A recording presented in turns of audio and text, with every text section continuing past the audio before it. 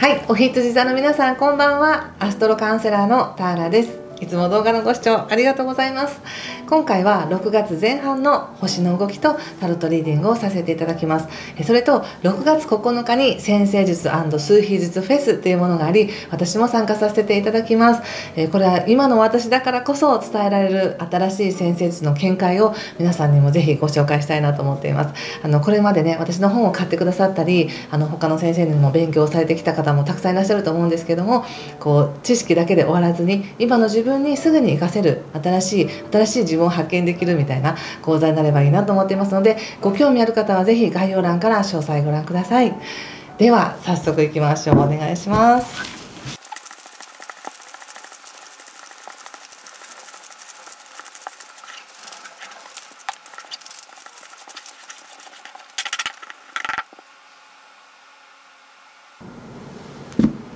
はい、じゃあ一緒に見てみましょう。前半です。ワンドエース逆、ワンドナイト逆、ワンド5の逆、クイーン、ワンドクイーンですね。ワンド2の逆、カップ8逆、ページのワンド逆ですね。気をつけることや対策はタワーの逆と女帝の逆とオラクルはラバーズの逆です。逆が多いですね。ちょっと先にね星の話をさせていただきたいんですけれども、5月ねすごく盛り上がった方もいらっしゃると思うんです。ただすごく波が激しいというか、上がった分下がったり下がった分上がったりみたいな、ちょっと緊張とか興奮とかいろんなものが混在していた感じなんですけども、それがいよいよ流れ始めるみたいなのが6月の流れなんですね。で6月の3日以降もうすでに水星も双子座に入りますし、すごく思考が早くなるというか、よく言うと勉強が進むとか、いろんなアイデアが浮かぶとか、またはいろんな人とねディスカッションしたりとか、ブレインストーミングみたいにいろんな案を出し合っていくとか、話し合いとかがすごく盛り上がるような感じです。でお羊座の皆さん、特に6月前半っていうのは移動したりとか、誰かと話をしたり、好奇心が湧いてきたり、もうコミュニケーションや情報っていうのがものすごく活発なんですね。ですのでこの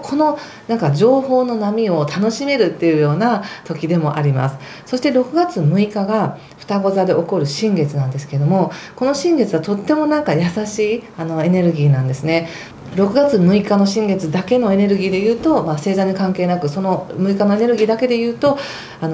何か自分に許可を出していくみたいなタイミングなんです。自分ではもっとしっかりしなくちゃとか、ちゃんとしなくちゃっていうちょっと硬いエネルギーからもう少し緩くてもいいかなとか、もうちょっと自分に許可を出してみようかな、もうちょっと楽しんでもいいかなみたいな、そういう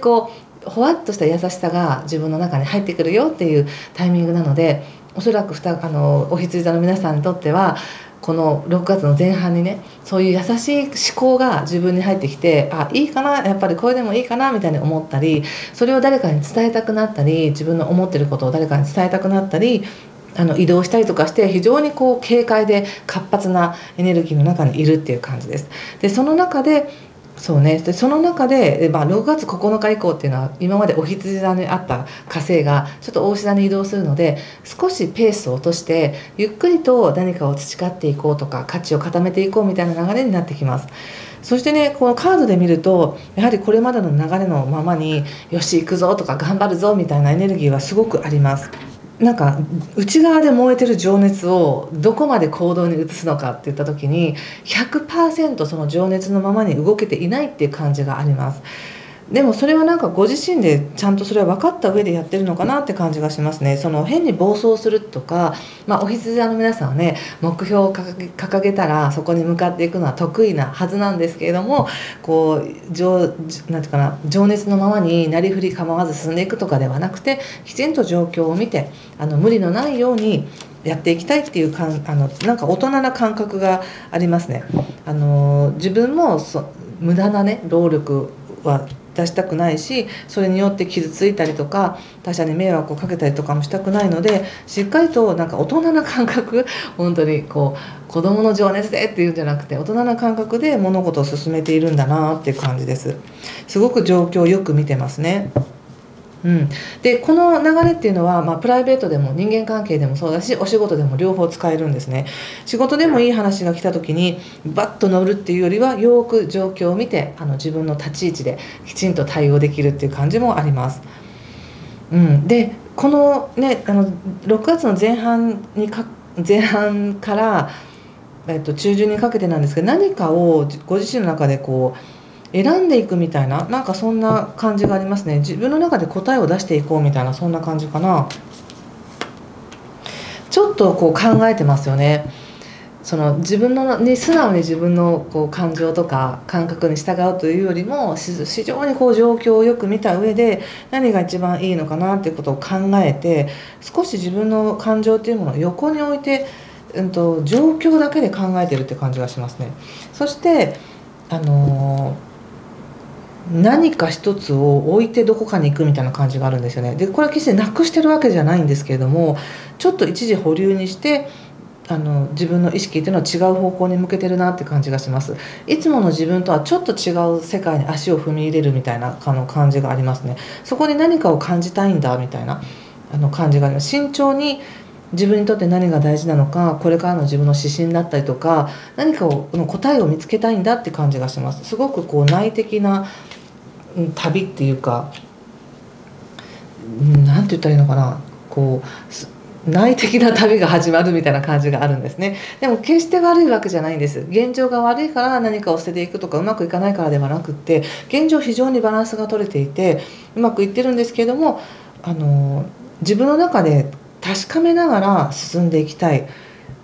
なんか怖いけどやるとかじゃなくて、確かめながら進んでいきたいし、豊かなものをしっかりと確認しながら、それを損なうことなく何かを作っていきたいんだみたいな感じがすごくありますね。ですから現状は決して壊れてないしうまくいってるんだけど、さらに深い自分の満足感を得るためになんか違う方向を見ているっていう感じですかね。ちょっと今は漠然としてますが、ちょっと後でまとめますのでそしてこの2週間で一番言われてることっていうのは、このラバーズの逆っていうのはちょっとやっぱ迷いなんですね。自分の中に選択肢があってどうしようかなみたいなことを迷ってますね。何を迷ってるかってまさにこれなんですよね。この本当になんか自分が手に入る喜びを手に入れていいの？それによって何かを壊さないの？みたいな、何かそういう期待と不安みたいなのが入り混じってる感じがあって、それによって迷ってるなって感じです。あんまり今までの例になかったことだから、慎重に考えてるんだなって感じがします。でもそうね、カードからのメッセージとしては言われているのは、スターとワンドの9とソードの5なんですけれども、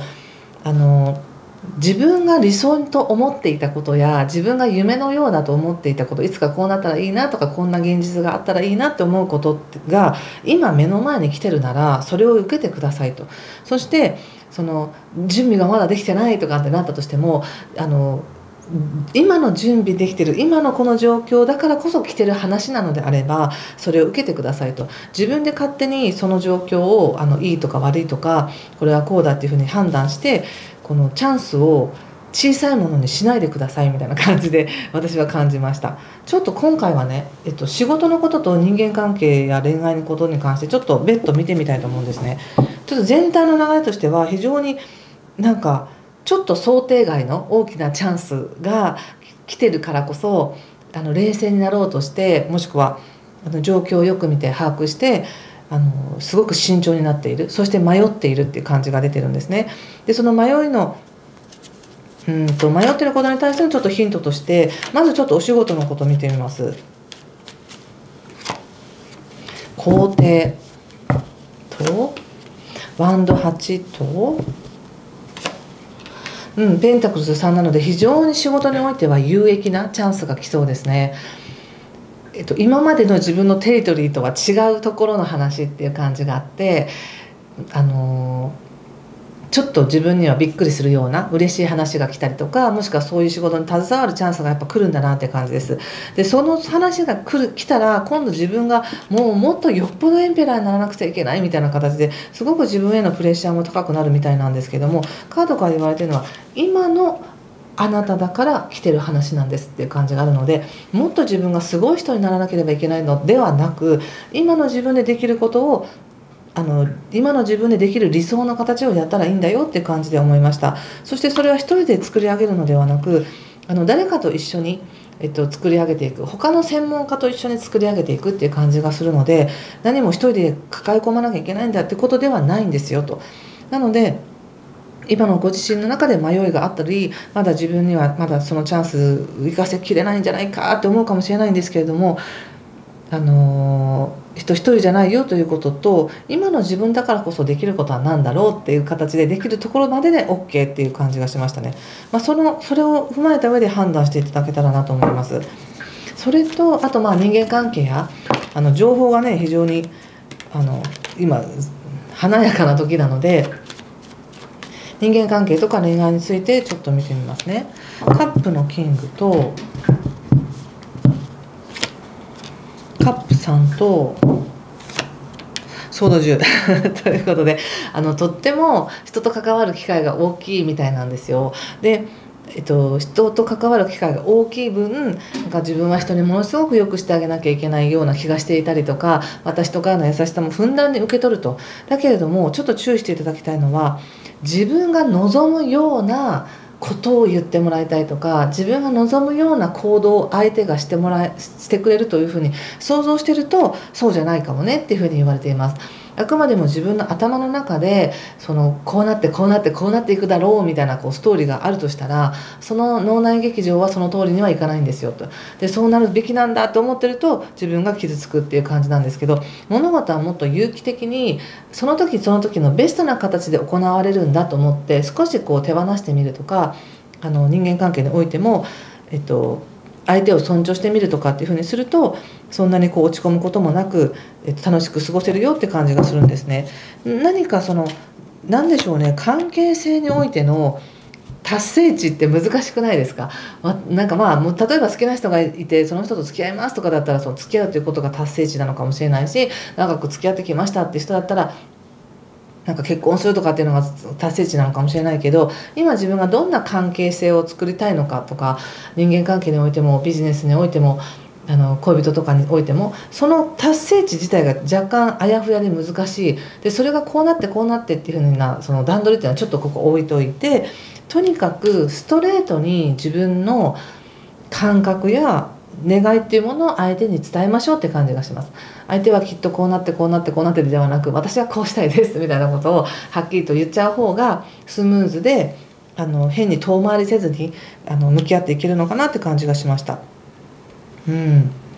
そんな感じかな。やっぱりここでもね、対策でやっぱタワーと女帝の逆が出てるっていうのがすごくミソだなっていうふうに思うんですよね。すごく優しくて嬉しい感覚と、その期待していた分なんかちょっと違うみたいな感じの感覚があったり、お仕事でもすごいなんか思わぬに仕事のチャンスが来てわーって思うんだけど、それに対してすごく自分がプレッシャーを感じてしまったりってことなので、もっと肩の力を抜いてみましょうみたいなね。本来の自分でしか成し得ないことしか起きないから、今の自分だから来てる話であり、今の自分だからこそ来てる目の前のチャンスなんだなって思った時に、本当にそれをしたかったら受けたらいいんだよって感じで、なんか最後にラバーズ出てきてもらって、ラバーズじゃない力が出てきてよかったって感じですけど、本当の力っていうのは自分の中にあるよねって感じがします。これは不可能を可能にする力であり、何を持ってるかとか、どんな技術があるかとか、どんな知識があるかじゃなく、自分のハートだったりとか自分の存在そのもののエネルギーで成し得るものしか起きないんだからみたいな、そんなに力入れなくてあるがままに、過ごしてくださいって感じがしました。ちょっと最後にね、もう一枚オラクルカードを引かせてください。今回はすごいいっぱいカード出ましたね。